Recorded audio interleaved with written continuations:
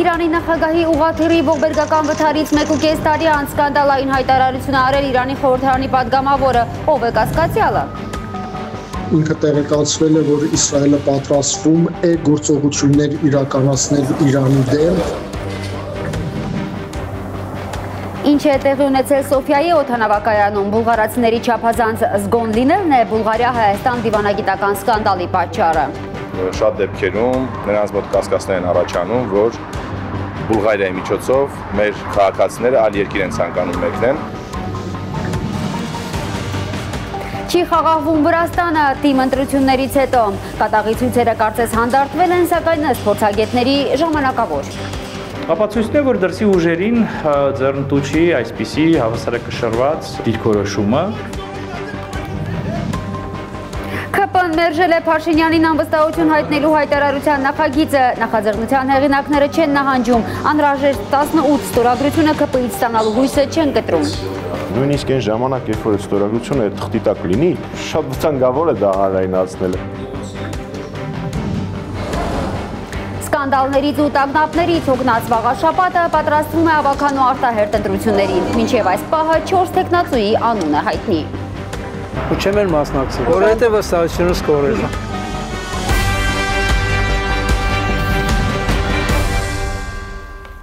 Բարի երեկո սիրելի հայրենակիցներ, դուք դիտում եք Հայլուրի հիմնական թողարկումը։ Սկսենք տարածաշրջանային զարգացումներից։ Իրանի նախագահի ողբերգական մահից 1.5 տարի անց Իրանի խորհրդարանի պատգամավոր Քեմրան Ղասանֆարիի բացահայտումը, թե Խոդաֆերինի հեկի բացմանը Էբրահիմ Ռայիսին մասնակցել համոզել է Իլհամ Ալիևը, նորից թեժացրել է առեղծվածային վթարի շուրջ խոսակցությունները ու նորից սլաքները ուղղել դեպի Բաքու։ Թեմայի շուրջ նոր տեղեկություններ է Լիլիթ Սարգսյանին հայտնել Ալիկ օրաթերթի գլխավոր խմբագիր Արամ Շահնազարյանը։ Ի սկզբանե այդ ջրամբարի բացումը պետք է տեղի ունենա նախարարների մակարդակով։ Իրանի խորհրդարանի անդամ Քեմրան Ղազանֆարին է հրապարակել տեղեկությունը, թե գրեթե 1.5 տարի առաջ Իրանի նախագահ Էբրահիմ Ռայիսիի ուղղաթիռի ողբերգական ավիավթարի օրը Ադրբեջան պետք է մեկներ ոչ թե նախագահը, այլ նախարարը։ Բայց Ալիևը պնդել է, որ հենց Ռայիսին մասնակցի Խոդաֆերինի հեկի բացմանը։ Դրա հետ զուգահեռ տեղեկություններ կան այն մասին, որ Ալիևը նախքան այս միջոցառումը հանդիպում է ունեցել իսրայելցի մի ռաբբի հետ, որտեղ ինքը տեղեկացվել է, որ Իսրայելը պատրաստվում է գործողություններ իրականացնել Իրանի դեմ։ Ապացույցները հայտնվել են Իրանի հետախուզության ձեռքում, դրանք Միացյալ Նահանգների փաստաթղթերն են, որտեղ նշված է, որ Իսրայելը պատրաստվում է գործողությունների Իրանի բարձրաստիճան պաշտոնյաների դեմ, եւ որ այդ գործողություններն արդեն ծրագրված են, դրանց մասնակցելու է նաեւ բրիտանական ծառայությունը։ Եվ Ադրբեջանը որպես այդ պլաստարմը, այդ հարթակը, որտեղից այդ գործողությունները տեղի են ունենում։ Այս բացահայտումը վերջին օրերի ընթացքում կատարվել է, լայն տարածում է գտել եւ քննարկման առարկա է։ Բայց Իրանի պաշտոնական օդում ավիավթարի միակ պտտվող տարբերակը քննիչ հանձնախմբի վերջնական եզրակացությունն է։ Վթարը տեղի է ունեցել մառախուղի պատճառով։ Երկու ուղղաթիռները շարժվում էին գրեթե միասին, մեկը բարեհաջող անցել է եւ մյուսը ընդամենը 1-2 րոպեի տարբերությամբ վթարի է ենթարկվել։ Սրանք բոլորը հարցական նշաններ են։ Եվ նույն ժամանակ Իրանը չի զսպում ավիավթարի հետ կապված այլ վարկածների շրջանառությունը։ Իսրայելական ծրագրին ադրբեջանական մասնակցության մասին լուրերը հենց ավիավթարի օրից են տարածվում ու Շահնազարյանի խոսքով ոչ պատահական։ Այս արտահոսքն էլ հենց այնպես չէ։ Այսինքն այնպես չէ։ Այսօր ես քնեմ, վաղ առավոտյան արթնանամ եւ որոշեմ բացահայտում անեմ, փաստեր գա իմ ձեռքս։ Սա այդ դիվանագիտական, քաղաքական աղն է, նուրբ արճակատումն է, որը ընթանում է տարածաշրջանում եւ մենք պետք է դա դիտարկենք այն ամբողջ զարգացումների ֆոնին, որոնք այս տարածաշրջանում տեղի են ունենում։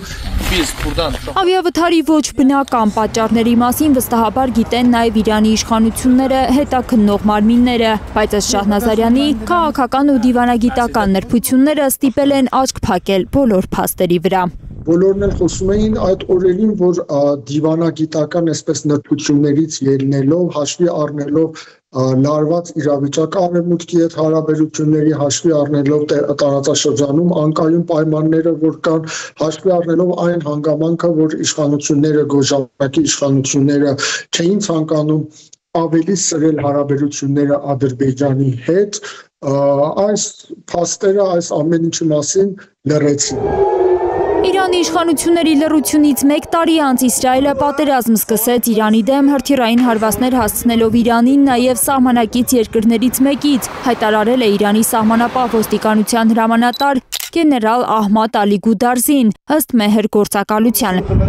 Ըստ իրանցի պաշտոնյայի տեղեկությունների, հակամարտության ընթացքում իրանցի սահմանապահները հարևան երկրներից մեկի տարածքում արձանագրել են 3 միկրոավտոբուս, որոնցից գործարկվել են անօդաչու և փոքր թռչող սարքեր։ Այդ երկիրը կարող է լինել Ադրբեջանը։ Լիլիթ Սարգսյան, Հենրիկ Համազասպյան, Արմեն Ապրեսյան, Հայլուր։ Որքանով է իրականությանը համապատասխանում բուլղարական աղբյուրների տեղեկությունը, թե հոկտեմբերի 1-ին Սոֆիայի օդանավակայանում ստորացուցիչ զննության է ենթարկվել Անի համայնքի պատվիրակությունը, որը Բուլղարիա էր մեկնել Նովի Պազարի քաղաքապետի հրավերով։ Փորձել է պարզել Ալբերտ Սերոփյանը։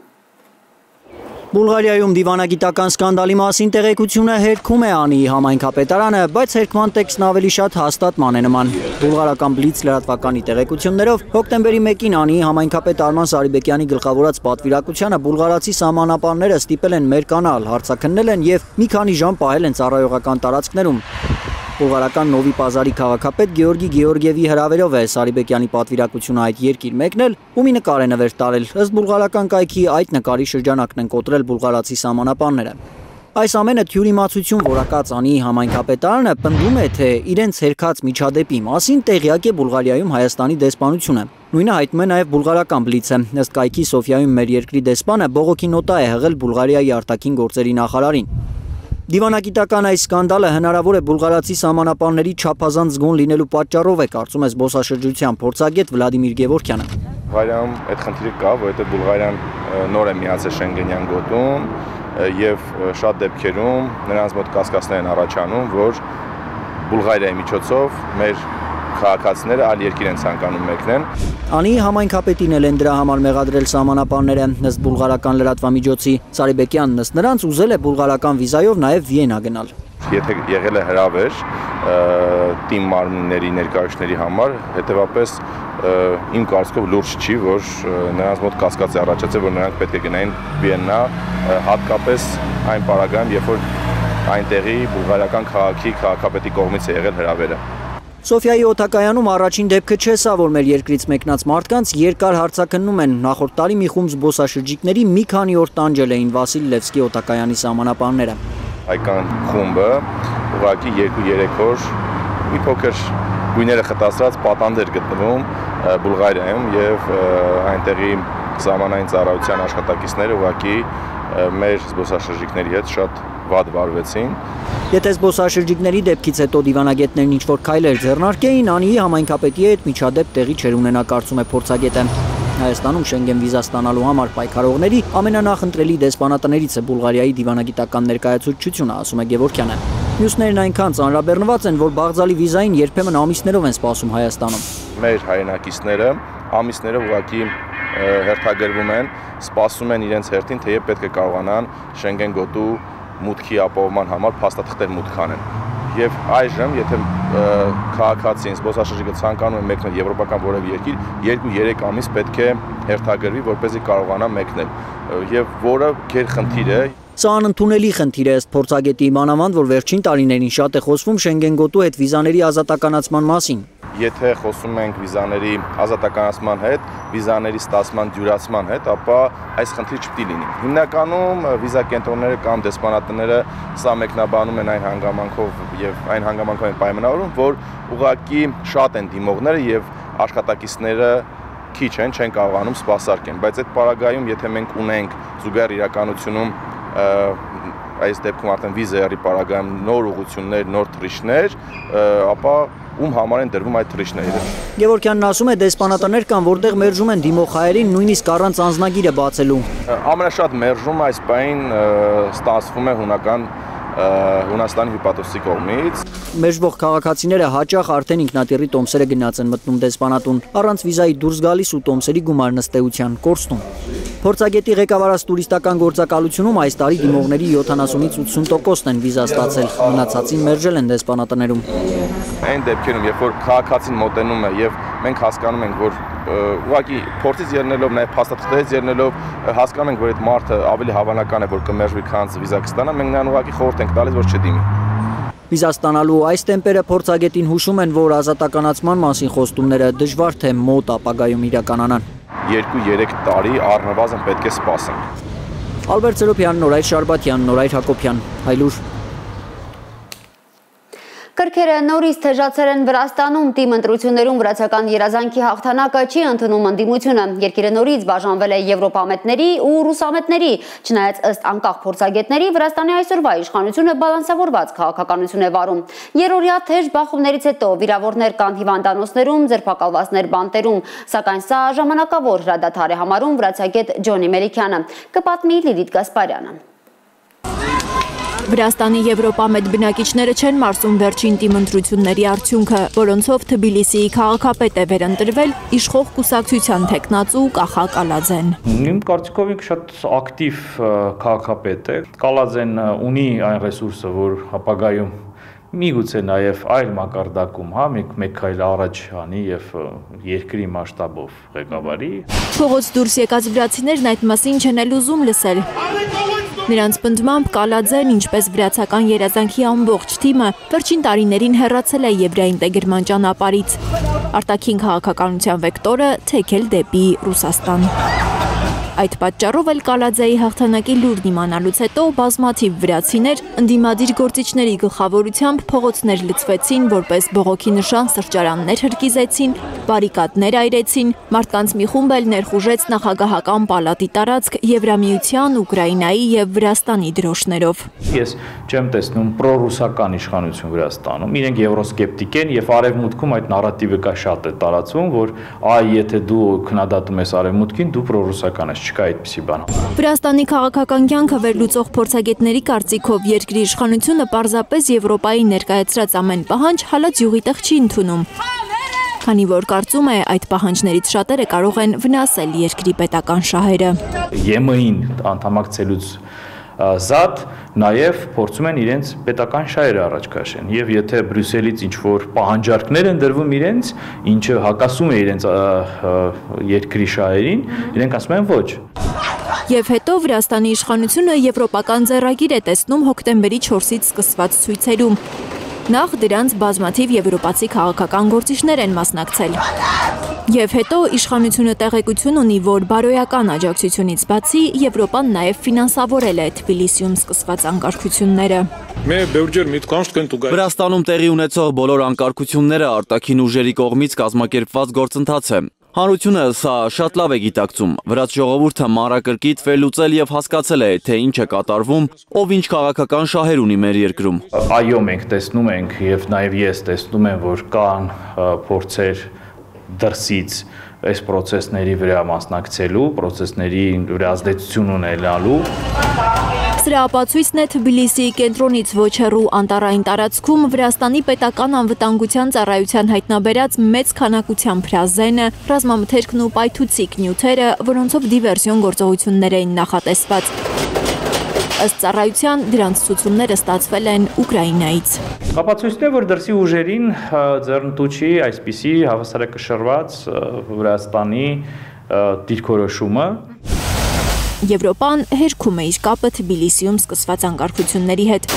Եվրամիության ներկայացուցիչները վրացիներին զսպվածության կոչ են արել, հավանաբար, որպեսզի հերքումը համոզիչ լինի։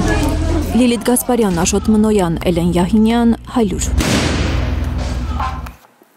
ԿՊԱ-ականները մերժել են պատիվ ունեմ խմբակցության վարչապետին անվստահություն հայտնելու մասին հայտարարության նախագիծը։ Ընդդիմադիրները պնդում են, որ վարչապետի հրաժարականի հիմքերը բազմաթիվ են, սկսած Հայաստանի տարածքային ամբողջականության խաթարումից մինչև ազգային անվտանգության համակարգի խարխլում։ Կանխատեսելի էր ԿՊԱ-ականների այս որոշումը, սակայն նախաձեռնության հեղինակները չեն նահանջում, հույս ունեն, որ դեռ կստանան անհրաժեշտ 18 ստորագրությունը ԿՊ-ից, ժողովուրդն էլ իր խոսքը փողոցում կասի։ Ազգային ժողովի պետաիրավական հանձնաժողովի այսօրվա նիստին Արփի Սուքիասյանն է հետևել։ ում վարչապետն է Նիկոլ Փաշինյանը։ Վարչապետը մեր վարչապետն է։ Վարչապետը մերն է, հայտնի բանաստեղծությունն են հիշեցնում ԿՊԱ-ականների պատասխանները, թե արևը մերն է, Մեր տան վերևն է։ Փաշինյանն արև չէ, խավար է, ասում են ընդդիմադիրները, որ ազգային ժողով են ներկայացրել վարչապետին անվստահություն հայտնելու մասին հայտարարության նախագիծը։ Հեղինակը պատիվ ունեմն է, Հայաստան խմբակցությունը միացել է։ Այո, վաղուց է հասունացել Նիկոլ Փաշինյանին պաշտոնազրկելու անհրաժեշտությունը։ Մի բայց կա միայն 54 քվ է պետք Փաշինյանին պաշտոնանկ անելու համար։ Ընդդիմադիրները 36-ն են, այսինքն եւս 18 ԿՊԱ-ական պետք է ստորագրեն վարչապետին անվստահություն հայտնելու մասին հայտարարության նախագծի տակ։ Բայց կստորագրեն։ Նույնիսկ այն ժամանակ, երբ որ այդ ստորագրությունը այդ թղթի տակ լինի, շատ վտանգավոր է դա հանրայնացնել, էլ ուր մնաց բանակցային փուլում դա հանրայնացնել։ Իրենց միացող ԿՊԱ-ականների անուններ չի տալիս պատիվ ունեմ խմբակցության ղեկավարը։ Ասում է իմպիչմենթը ընթանալու է փողոցային պայքարով, գործընթացը կսկսեն, երբ լինեն 54 ստորագրությունները, երբ լինեն, սա ընդգծվում է։ Հայաստանի Հանրապետական Կուսակցության եւ դրա պատգամավորական խմբակցության վրա որևէ մեկը ժամկետներ դնել չի կարող։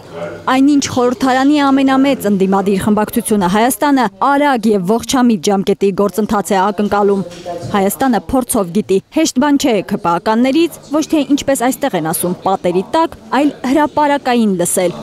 Փաշինյանը ձախողել է եւ ուրեմն պետք է հեռանա։ Մենք որպես Հայաստան խմբակցություն ցավոք նախորդ 4 տարիներին չհաջողվեց մեծամասնության միջից գտնել այդ մարդկանց։ Մենք ժողովրդի հետ հարաբերվում ենք։ Ժողովրդի հետ հարաբերվել ասելով Ալուսիակ Ջուլհակյանը նկատի ունի սիրված են ընդունված։ Ու ոչինչ, որ 2021-ին ընտրելու իրավունք ունեցող ավելի քան 2.5 միլիոն քաղաքացիներից 680,000-ն են ընտրել ԿՊ-ին։ Այդ 680,000-ին էլ խաբել են։ Իշխանականները կառավարության ծրագրում մի բան գրել են, մեկ այլ բան անում են, շարունակում են ընդդիմադիրները։ Եթե նշված անձը էլի մուրճը ձեռքին, բայց պատտվեր Հայաստանի մարզերով ու ասել ժողովուրդ, ես հանձնելու եմ Արցախը, մենք ունենալու ենք 140,000-ին մոտ բռնի տեղահանվածներ տարբեր ժամանակահատվածներում։ Ճանաչելու եմ Արցախը Ադրբեջանի կազմում եւ այլն եւ այլն եւ այլն։ Տենամ քանի ձայներ հավաքել։ Ըստ ԱԺ ընդդիմադիրների Նիկոլ Փաշինյանին անվստահություն հայտնելու պատճառները անթիվ են։ Խարխլված է Հայաստանի ազգային անվտանգությունը։ Թշնամական ուժերը 2021 թվականից ՀՀ սուվերեն տարածքում են։ ԿՊԱ-ական կառավարությունը հանցավոր անգործություն է ցուցաբերում Բաքվի բանտերում շինծու մեղադրանքներով պահվող գերիներին Հայաստան վերադարձնելու հարցում։ Գումարած սոցիալ-տնտեսական անթիվ անհամար խնդիրներ։ Բազմիցս է ասել վարչապետը, ցույց տվեք ժողովրդին, թող լինի հանրային պահանջ հրաժարականի եւ ես կտամ հրաժարական։ Ժողովրդի վրա գցելը նշանակում է ուղղակի պատասխանատվությունից խուսափել։ Ժողովուրդը չի ընտրում Հայաստանի Հանրապետությունում վարչապետ, մեծամասնության ներկայացուցիչներ։ Ժողովուրդն ընտրում է պարլամենտի падգամավորներ, կուսակցություններ, ցանկացած ժամանակ կառավարության փոփոխությունը այդ падգամավորների պարտականությունն է։ Չես համոզի իշխանականներին, որ Հայաստանում ազգային ճգնաժամ կա։ Ինչ որ միստիկ, ազգային համաձայնության ինչ որ մի բան։ Չես համոզի իշխանականներին, որ Հայաստանը Փաշինյանի դեմքով ձախողում է թե երկրի ներսում, թե արտաքին քաղաքական տնտեսական հարթակներում։ Ավստրալահայերը, չգիտեմ, Մոգադիշոյի հայերը, որտեղ է ճգնաժամը, խնդրեմ նշեք, ինչ ազգային ճգնաժամի մասին եք դուք խոսում։ Ոնց էր ասում Տիկին Ջուլհակյանը, ամենաժողովրդավար, Ամերիկայի Միացյալ Նահանգներից ավելի խոսքի ազատ, երկրում որտեղ կա 30-ից ավել քաղբանտարկյալ։ ԱԺ պետաիրավական հանձնաժողովը բացասական եզրակացություն է տալիս պատիվ ունեմի իրենց խոսքով մեծ կոնսոլիդացիա վայելող առաջարկին։ ԿՊ-ն չի ուզում անվստահություն հայտնել վարչապետին, ձևավորել անցումային կառավարություն, կազմակերպել ազատ ու արդար ընտրություններ։ Չնայած իշխանականների բացասական եզրակացությանը, հարցը կքննարկվի նաև ազգային ժողովի լիագումար նիստում։ Արփիս Քեսյան, Առաքել Օհանյան, Նորայր Հակոբյան, Հայլուր։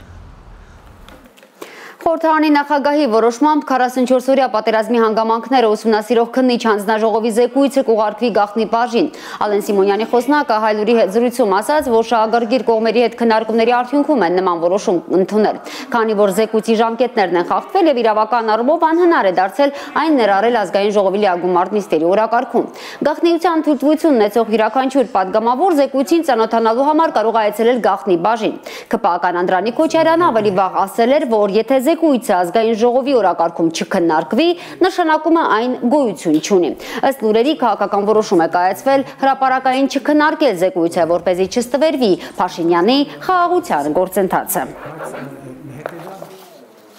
Անհետ կորած զինծառայողների հարազատներից Արսեն Ղուկասյանին եւ Աբիջան Սարգսյանին ձերբակալել են խուլիգանություն անելու կասկածանքով։ Այսօր նորից կառավարության շենքի մոտ են հավաքվել անհետ կորածների հարազատները, երբ լսել են իրենց բախտակիցների ձերբակալության մասին։ Քննչական կոմիտեից հայտնում են, որ քրեական վարույթ է նախաձեռնել խուլիգանության եւ պաշտոնատար անձի օրինական, ծառայողական կամ քաղաքական գործունեությանը միջամտելու հոդվածներով։ Գործադիրի մոտ հավաքվածների խոսքով սեպտեմբերի 29-ին Պաշտպանության շենքի նախարարության շենքի մոտ տեղի ունեցած քաշքշուկն է ձերբակալությունների պատճառը։ Փաստաբան Տաթևիկ Սողոյանի խոսքով Ղուկասյանի եւ Սարգսյանի նկատմամբ որպես խափանման միջոց կալանք կիրառելու համար քննիչները միջնորդություն են ներկայացրել դատարան։ Հորինված ինչ-որ մեղադրանքներ են, լրիվ կարված գործեր են, որովհետև ոչ մի հիմք չկար Արսենին ու Աբիջանին ձերբակալելու։ Հիմա իրանք քաղաքացում են եւ տեղափոխվելու են Աչափնյակի դատարան։ Բայց ինչ մնաց այդ ծնկաչոք ԿՊ ժողովների ժամանակ այդ ծնկի գալ ասում է խոնարհվում եմ ծնողների առաջ, sense էս խոնարհվում ծնողների առաջ։ Էտա քո խոնարհումը ծնողների առաջ։ Օրը մեկին բանտ արկելով, օրը մեկին անազատության մեջ պահելով։ Խորհրդարանի Հայաստան խմբակցությունը նոր падգամավոր ունի։ Կենտրոնական ընտրական հանձնաժողովը Պետրոս Մեղրյանին է փոխանցել падգամավորական մանդատը, քանի որ Արեգնաց Մանուկյանը հայտարարել էր մանդատը վայր դնելու մասին։ Պետրոս Մեղրյանը Արցախի հերոս Շահե Մեղրյանի եղբայրն է։ Խմբակցության նոր падգամավորը նաև Դաշնակցության Հայաստանի Գերագույն մարմնի անդամ է։ Հայաստան կուսակցությունների դաշինքի ընտրական ցուցակով քաղաքագետ Հայկ Խալաթյանը պետք է ստանար падգամավորական մանդատը, սակայն նա ինքնաբացարկ էր հայտնել։ Ավելի քան մեկ ամսից նոր ավագանի պետք է ընտրեն վաղարշաբաթ խոշորացված համայնքում արտահերտ ընտրություններին պատրաստվում են եւ իշխանությունը եւ ընդդիմադիր քաղաքական ուժերը։ Անտարբեր են միայն վաղարշաբաթցիները։ Մարդիկ հոգներ են ամենօրյա սկանդալներից, կոռուպցիոն բացահայտումներից, հայրենիքի եւս մեկ հատված կորցնելու ամենժամյա տագնապից։ Խաղաղություն են ուզում տանը եւ սահմանին, բայց ոչ այն խաղաղությունը, երբ ինչպես իրենք են ասում, թուրքը նստած է եւ տանը եւ դրսում։ Մեկ ամսից վաղաշապատը նոր ավագանի է ընտրելու։ Էջմիածնի նախկին համայնքապետ Դիանա Գասպարյանի սկանդալային հրաժարականից կես տարի անց խոշորացված համայնքի բնակիչները նորից ընտրատեղամասեր են մտնելու նոյեմբերի 16-ին։ Ոչ մեկին էլ չեն դսամ, ամեն մարդ իր շահի համար է։ Ամեն մարդ իր շահի համար, ամեն մարդ աթոռի համար կռիվանում է, ինքը նստի աթոռը, ինքը ինչ լստայում, ինչ են անում ժողովրդի համար, ոչ մի բան։ Գալիս են խափում են ժողովրդին, ընտրում են, գալիս են մոռանում են ժողովուրդն ով է իրանց համար։ Հա, թալան են անում, բայց ինչ են անում։ Ամեն մի մարդ թեկուզ կրթություն էլ չունենա բարձրակը, վերջը հասկանում են ու խոտ չեն գուտեն։ Ես եկել եմ խոտակերը իրանք են։ Թե որ ուժերն են մասնակցելու ընտրապայքարին, առայժմ հայտնի չէ։ Հաջորդ շաբաթ են կուսակցություններն ու դաշինքները դիմումները տանելու կենտրոնական ընտրական հանձնաժողով։ Բայց քաղաքում արդեն ապագա ավականու նկատմամբ անվստահության մթնոլորտն է գերակշռում։ Ոչ մի վստահություն, ժողովրդի համար ոչ մի բան միջի հիմա չեն արել ու չեն էլ անում, ու չեն էլ անելու, ու չեմ էլ մասնակցելու։ Չեք մասնակցել։ Չէ, դե մասնակցի կարող եմ։ Որովհետև վստահությունս կորել, հայրենիքը կիսվել է, այլ ինչ մասնակցել։ Եթե կիսված չներ կմասնակցել։ Վաղաշապատում կարող էր ավականին նոր ղեկավար ընտրել, սակայն քաղաքացիական պայմանագիրը այլ պլաններ ուներ։ Խոյ համայնքը վաղաշապատին միացնելու որոշում կայացվեց։ Արտահերտն այս դեպքում անխուսափելի էր։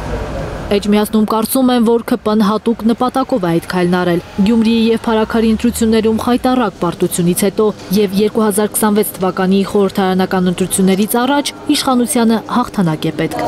Նրանք կարծում են, որ համայնքում իրենց ցուցակի առաջին համարը Արգիշտի Մեխակյանը կբերի ցանկալի հաղթանակը։ Արգիշտի Մեխակյանը Արցախն ազատագրած հերոս Մեխակ Մեխակյանի որդին է։ Խաղաղություն են ուզում, բայց թուրքը մեր հողերում նստած է, ինչ վստահություն։ Իրանց հետ են խաղաղություն ուզում։ Ում հետ։ Թուրքերի։ Հա, բայց դե թող մեր հողերը վերադարձնեն, այն որ նստած է Ջերնուծի գլխին, Գորիսի գլխին, Սևլիչը, թող չմոռանան։ Արգիշտի Մեխակյանը Վաղաշապատի ղեկավարի ժամանակավոր պաշտոնակատարն է։ Էջմիածնում նրա գործունեությունից դժգոհ չեն, բայց չեն վստահում ՔՊ-ի առաջնորդին։ Հիասթափված են Նիկոլ Փաշինյանից հոգևոր մայրաքաղաքում։ Քանի տարիներ առաջ մենք ընտրեցինք Նիկոլին։ Այսօր ինչ ունենք, ոչ մի բան։ Ոչ մեր հողերը, ոչ էլ մեր տղաներին։ Մեր ղեկավարությունը իր խոստումը կատարում է, մեր վարչապետը իր խոստումը կատարում է։ Ինչքան ստեր ասես ասում է, ես 7 տարվա մեջ անդադ խափում։ Վաղաշապատի ավականու ընտրություններին մասնակցելու հայտ է ներկայացրել նաև Արթուր Վանեցյանի հայրենիք կուսակցությունը։ Սեպտեմբերին գրասենյակ են բացել Էջմիածնում ու ներկայացրել են թեկնածուին։ Նա Արցախյան 44-օրյա պատերազմում զոհված Վաչագան Մանուկյանի հայրն է, բանաստեղծ Խաչիկ Մանուկյանը։ Յուրաքանչյուր քաղաքացուն ինչ է հարկավոր, որ մտածի քաղաքացու մասին։ Ունենանք գեղեցիկ հասարակություն եւ այդ գեղեցիկ հասարակությունը ինչպես է դրսևորում մաքրությամբ, երեխաներին պատշաճ խաղալու տեղ, ունենանք այգի, որը որ չունենք, կարուսելներ չկան, որ երեխաները ժամանակ անցկացնեն, ինչը որ շատ վատ է։ Վաղաշապատի գործող ավականու անդամ Սևակ Խաչատյանը կմասնակցի ընտրություններին։ Մամուլում լուրեր էր շրջանառվում, որ նա առաջադրվելու է առաջ Աչակենտրոն կուսակցության միջոցով, սակայն Խաչատյանը դեռ չի հայտարարել իր մասնակցության մասին։ Վաղաշապատ խոշորացված համայնքում նախընտրական քարոզարշավը հոկտեմբերի 22-ից նոյեմբերի 14-ն է նշանակված։ Խոստումները դատարկ առանց գործերի ոչ մի բան են։ Պետք է ծրագիր ներկայացնեն եւ հետո էլ հետևեն, որ այդ ծրագիրը կատարվի գոնե ինչքան հնարավոր է։ Առաջի փորձից արդեն գիտեմ, որ խոստանում են ու ոչ մի բան չեն անում։ Քարոզարշավի 3 դժվար շաբաթ է սպասվում քաղաքական ուժերին, համոզելու վաղաշապատցիներին, որ գալիս են գործ անելու, դատարկ խոստումներ չեն տալիս։ Զարուհի Սահակյան, Աշոտ Մնոյան եւ Հարություն Մաթեոսյան, Հայլուր։ Այսօր քննչական գործողություններ են արվել Մերձաբանի գերեզմանատանը, Փարաքար համայնքի ղեկավար Վոլոդիա Գրիգորյանի, նրա ընկերոջը քրեական ոստիկանության ծառայող Կարեն Աբրահամյանին սպանելու եւ մեկ այլ անձի նկատմամբ մահափորձ իրականացնելու համար մեղադրվող 20 տարեկան Գևորգ Հարությունյանը ասել է, որ կրակել սովորել է Մերձաբան գյուղի գերեզմանատան տարածքում։ Տեղանքը զնվել է մեղադրյալի ցուցմունքի համաձայն։ Վերջին մեկ ամսում Հայաստանում 6 մարդ է սպանվել, համենայն դեպս 6 սպանություն հայտնի է դարձել, սպանվածներից 4-ը հրազենից են մահացել, 2-ը դանակահարվել են։ Հայաստան խմբակցության պատգամավոր Քրիստինե Վարդանյանի խոսքով գրեթե ամեն շաբաթ Հայաստանում սպանություն է լինում, վերջին 1 տարում։ 18-ամյա Տիգրանի սպանության վայրն է Լոռու մարզի Տաշիր քաղաքի Սարչապետ գյուղում։ Ըստ ֆոտոլրագրող Գագիկ Շամշյանի, շաբաթ օրը ցերեկը ժամը 4-ին մոտ է 17-ամյա Ռազմիկը դանակը խրել Տիգրանի սիրտն ու փախել։ Տիգրանը հիվանդանոցում գիտակցության չգալով մահացել է։ Մեր աղբյուրների համաձայն ողբերգական վիճաբանությունից առաջ երիտասարդները հայհոյել են միմյանց։ Ֆոտոլրագրող Գագիկ Շամշյանը հայտնում է, որ 17-ամյա Ռազմիկը Տաշիրի Արտակ Խաչատրյանի անվան ավագ դպրոցի սան է։ Ոստիկաններն ամբողջ գիշեր հսկել են ենթադրյալ հանցագործի տունը հնարավոր վենդետան կանխելու համար։ Եվ Տիգրանը, եւ Ռազմիկը Արցախից են։ Հոգեբանորեն խնդիրը լուծելու առումով անելանի վիճակում են հայտնվում եւ ստիպված դիմում են կոնկրետ բռնության։ Եվ այս տեքստում էլ դուք տեսեք երեխան 2 տարի է իր հողից ջրից իր տնից կտրված։ Հոգեբանական լուրջ ստրես եւ այդ ստրեսի հետևանքով թեթևակի առիթը կարող է պատճառ հանդիսանալ կոնկրետ հանցագործության։ Վերջին մեկ ամսում Հայաստանում հայտնի է 6 մարդու սպանության մասին։ Նրանցից 4-ը մահացել են հրազենից, եւս 2-ը դանակահարվել են։ Սպանությունների անհանգստացնող աճի մասին հոկտեմբերի 2-ին ազգային ժողովում ահազանգել էր պատգամավոր Քրիստինե Վարդանյանը։ Միայն վերջի տարիներին հրազենի գործադրմամբ հանցագործությունների վիճակագրությունը 2023-ին 44, 2024-ին 68, 2025-ին 72։ Իսկ գիտեք ինչ է նշանակում, որ ամեն շաբաթ հրազենի գործադրմամբ մարդ հանցագործություն է տեղի ունենում։ Ինչն է այս հանցագործությունների թվի աճի պատճառը։ Գործող իշխանությունների հանցավոր վարքագիծը մարդիկ գիտակցում են, որ գործնականում հանցագործություն կարող են անել, անօրինական վարք դրսևորել եւ որևէ պատասխանատվության չենթարկվել։ Եվ այդ օրինակը որպես կանոն վերցնում են իշխանություններից։ Փաշինյանի վարչապետական աթոռից նետած ցենզուրայից դուրս բառապաշարը ել ավելի է զայրացնում մարդկանց, ձևակերպում է արդարադատության գեներալ-մայորը։ Այդ ագրեսիվության պտուղներն են սպանությունները, որ օրեցօր շատանում են մեր երկրում։ Լանա Համբարձումյան, Նորայ Շարբաթյան, Արմեն Ապրեսյան, Հայլուրի համար։ 110 օր անազատության մեջ գտնվող գործարար բարերար Սամվել Կարապետյանը երևանցիներին ուղերձ է հղել կալանավայրից Երևանի օրվան ընթരാճ։ Նա խոստացել է մեծ ներդրումներ անել Երևանը շքեղ մեգապոլիս դարձնելու համար։ 10 միլիոն հայերի մայրաքաղաքը պետք է դառնա տարածաշրջանի կրթական եւ առողջապահական կենտրոն, ասել է Կարապետյանը։ Ըստ նրա, մեր ձևով շարժումը շուտով լուծումներ կառաջարկի Երևանի խնդիրների համար։ Սիրելի հայրենակիցներ, թողարկման երկրորդ մասում կարող եք դիտել։ Վերջին 2 տարում 5-րդ վարչապետն է հրաժարական տալիս Ֆրանսիայում Սեբաստիան Լկորնյուն հեռանում է պաշտոնավարելով ընդամենը 27 օր ընդդիմադիրների, նույնիսկ աջակիցների քաղաքական մեծ ճնշման տակ։ Ֆրանսիայում ճգնաժամը խորանում է։ Մեզ ավելի շատ օդային պաշտպանություն ու համաձայնագրեր են անհրաժեշտ։ Դաժան գիշեր Ուկրաինայի քաղաքներում, Կիևն էլ հանգիստ նստած չէ, 251 անօթաչի է ուղարկել Ռուսաստան, թիրախավորելով կարևոր նշանակության ենթակառուցվածքները, հրդեհներ են ռուսական նավթաբազաներում ու ջերմաէլեկտրակայաններում։ Գազայի ճակատագրի շուրջ կատարում սկսված բանակցությունները հնարավոր է մի քանի օր տևեն, Համասը համաձայն է պատանդերին հանձնել, բայց զինաթափվել ոչ։ Եվ կենդանիների նկատմամբ դաժան վերաբերմունքը կենդանասերներին դատախազություն է տարել։ Չի կարելի կենդանու սպանդի վրա աշխատել փող։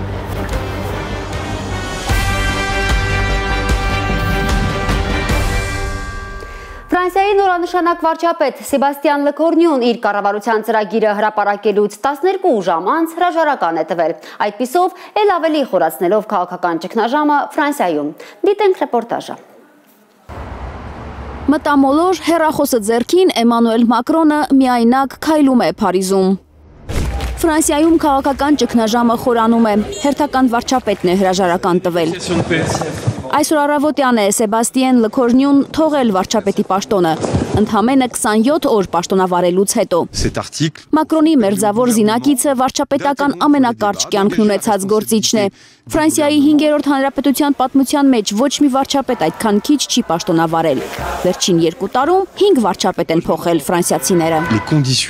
Պայմանները չեն բավարարում, որպեսզի կարողանամ իրականացնել վարչապետի գործառույթները եւ հնարավորություն ունենամ կառավարության կազմը ներկայացնել խորհրդարան։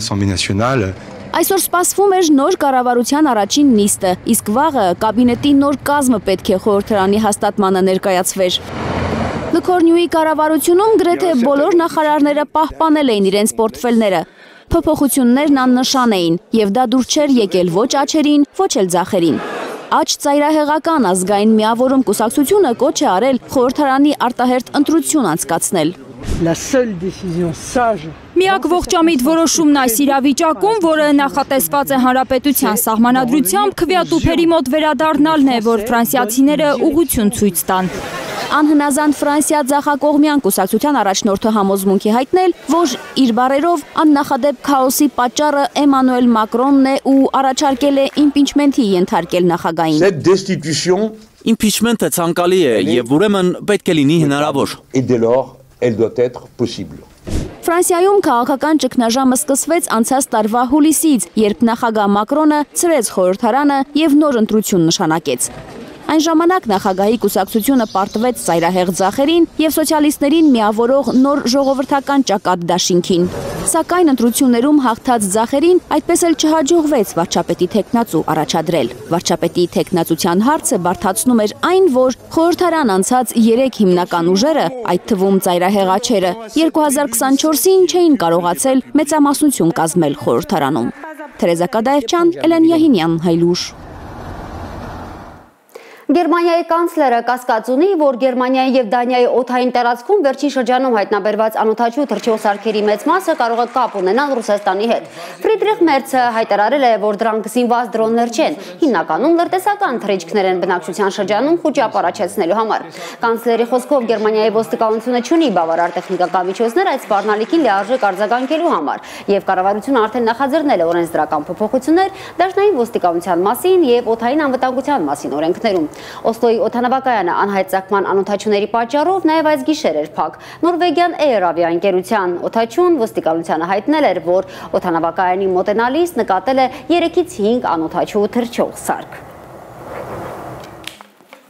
Պաշտոնական Վարշավան չի պատասխանել անօդաչուների միջադեպի շուրջ խորհրդակցություններ սկսելու Մոսկվայի առաջարկին, այս մասին հայտարարել է Ռուսաստանի փոխարտգործնախարար Ալեքսանդր Գրուշկոն։ Եթե նրանք անօդաչուների վերաբերյալ հարցեր ունեն, պետք է մեզ դիմեին, քանի որ չեն դիմել, ուրեմն իրականությունը պարզել է իրենց չի հետաքրքրում, ասել է ռուս դիվանագետը։ Անցած ամիս Լեհաստանը իր օդային տարածքում մի քանի անօդաչուների խոցման մասին էր հայտնել, տեղի ունեցածը ագրեսիայի ակտ անվանել եւ դրա համար Ռուսաստանին մեղադրել։ Չնայած Կահիրեում այսօր սկսվել են Իսրայել-Համաս բանակցությունները Թրամփի 20 կետանոց խաղաղության պայմանագրի շուրջ, Գազայի հատվածում Ցահալը շարունակում է հարվածները։ Այսօր հարձակման է ենթարկվել խմբավորման բջիջներից մեկը, որը ըստ Թել Ավիվի կրակ է բացել Գազայում գտնվող իսրայելցի զինվորների վրա, վիրավորել նրանցից մեկին։ Համասի իշխանությունը Գազայում պետք է դադարեցվի, Եվրոնյուզին տված հարցազրույցում հայտարարել է Իսրայելի վարչապետը։ Նեթանյահուի խոսքով Իսրայելն է Գազայի հատվածում անվտանգության պատասխանատուն լինելու, նույնիսկ պատերազմի ավարտից հետո, որպեսզի բացառվի ահաբեկիչների վերադարձը Գազա։ Դաժան գիշերեր Ուկրաինայի եւ Ռուսաստանի քաղաքներում կողմերը հարյուրավոր հրթիռներ են արձակել միմյանց ուղղությամբ։ Կիևը քաղաքացիական բնակչության շրջանում տուժածների, Մոսկվան քաղաքացիական ենթակառուցվածքների մեծ վնասների մասին է հայտնել։ Զելենսկին նորից օգնություն է խնդրել եվրոպացի դաշնակիցներից։ Ռուսական զինուժը գիշերը անօդաչուներով հարվածել է Խարկովին։ 4 մարդ է վիրավորվել։ Ռուսական հարձակումներից հրդեհներ են բռնկվել Նովոսիբիրսկի շրջանում, Օդեսայի մարզում։ Ուկրաինայի դատախազության տվյալներով պատերազմի 3 տարում Կիրակի ամենազանգվածային հարձակումն է տեղի ունեցել Լվովի վրա։ Լապաևկա գյուղում զոհվել է ընտանիքի 4 անդամ։ 15-ամյա մի աղջիկ, նրա մայրը, տատն ու պապը։ Միայն հայրն է ողջ մնացել։ Ուկրաինական կողմի տվյալներով դաշնության հարվածներից մեկ մարդ էլ Զապորոժիեում է զոհվել։ Նահանգապետ Իվան Ֆյոդորովի խոսքով մեկ օրում 702 հարձակում է տեղի ունեցել Զապորոժիեի 18 բնակավայրերի վրա։ Գիշերը մեծամասամբ հարձակման են ենթարկվել Ուկրաինայի խոշոր բնակավայրերը։ Զելենսկին հայտնել է, որ ավելի քան 50 հրթիռներով եւ մոտ 500 գրոհային անօդաչու թռչող սարքերով թիրախավորել են Իվանո-Ֆրանկովսկին, Չեռնիգովը, Սումին, Խարկովը, Խերսոնը, Օդեսան ու Կիրովոգրադը։ Ռուսաստանի պաշտպանության նախարարությունը հաստատել է, որ հարվածներ են հասցրել Ուկրաինայի ռազմաարդյունաբերական օբյեկտներին, գազի եւ էներգետիկ ենթակառուցվածքներին։ Ուկրաինայի էներգետիկայի նախարարության տվյալներով 73,000 մարդ մնացել է առանց էլեկտրականության։ Զելենսկին նորից Ուկրաինայի օդի պաշտպանությունն ուժեղացնելու անհրաժեշտությունից է խոսել։ Մեզ ավելի շատ օդային պաշտպանություն ու համաձայնագրեր են անհրաժեշտ, որպեսզի հանդարտվի այս օդային ահաբեկչությունը։ Ռուսաստանի պաշտպանության նախարարության հաղորդագրությամբ հոպն այս գիշեր ուկրաինական 251 անօդաչու է խոցել։ Ուկրաինայի հարձակումների հետևանքով Բելգորոդում 3 մարդ է վիրավորվել։ Ավիահարվածներից վնասվել են էլեկտրակայաններ։ Բելգորոդի մարզում 40,000 մարդ մնացել է առանց լույսի։ Բայց Ուկրաինան սպասում է ամերիկյան տոմահավք հրթիռներին Ռուսաստանի խորքերին հարվածելու համար։ Ռուսաստանի նախագահը մեկ շաբաթում երկրորդ անգամ է զգուշացրել Վաշինգտոնին, հրաժարվել Կիևին հեռահար հրթիռներ մատակարարելու մտքից։ Դուք հիշատակեցիք Միացյալ Նահանգների նախագահ Դոնալդ Թրամփի մասին, կապված նոր զենքի համակարգերի մատակարարման քննարկումների հետ։ Սա կհանգեցնի մեր հարաբերությունների կործանմանը։ Սպիտակ տունը դեռ որոշում չունի։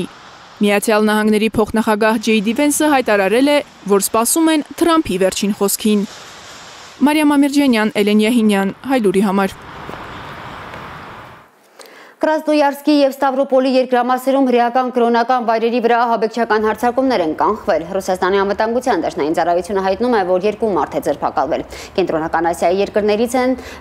քաղաքացիները, որոնք պլանավորում էին ինքնաշեն պայթուցիկ սար գործարկել քաղաքային սինագոգի տարածքում։ Ահաբեկչական հարձակումները պլանավորվել էին Պաղեստինա-իսրայելական հակամարտությունից տուժած պաղեստինցիների շահերը պաշտպանելու պատրվակով, սակայն իրականում պլանը Ռուսաստանում զանգվածային բողոքի ցույցեր հրահրելն էր, հայտարարել է Ռուսաստանի ԱԴՑ-ն։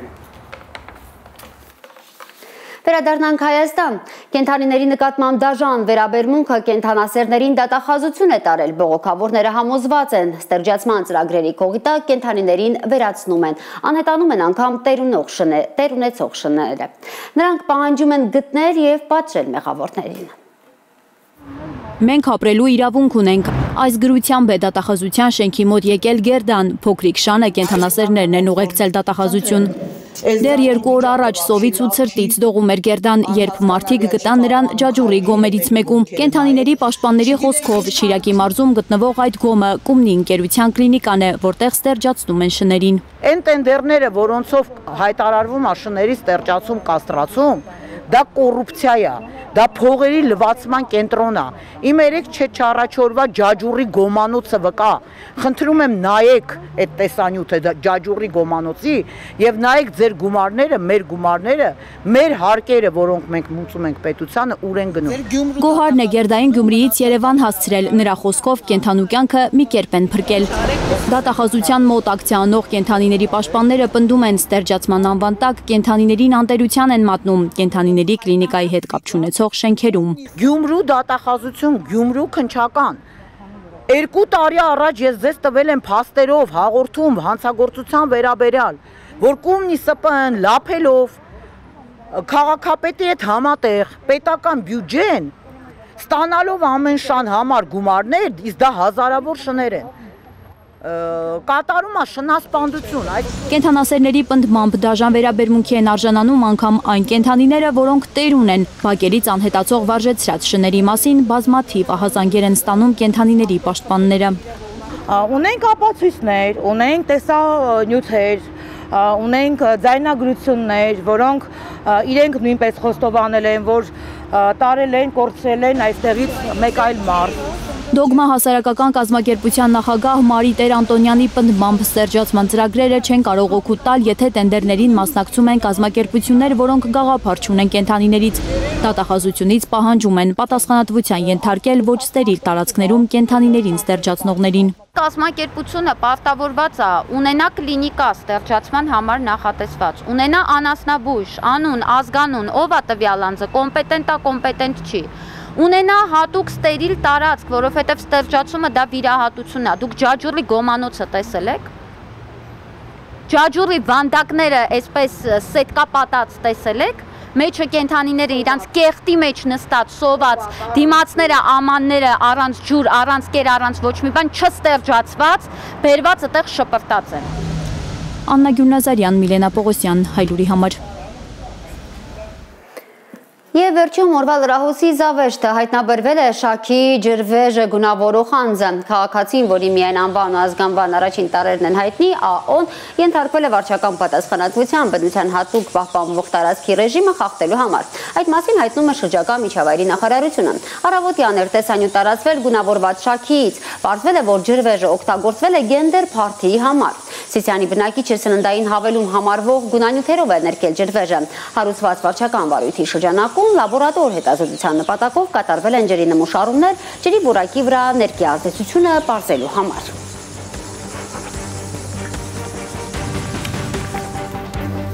Սիրելի հայրենակիցներ, այս ժամի համար այսքանը, օրը կամփոփենք 20:30-ին Հայլուրի ամփոփիչ թողարկմանը։ Մինչ այդ ժամը։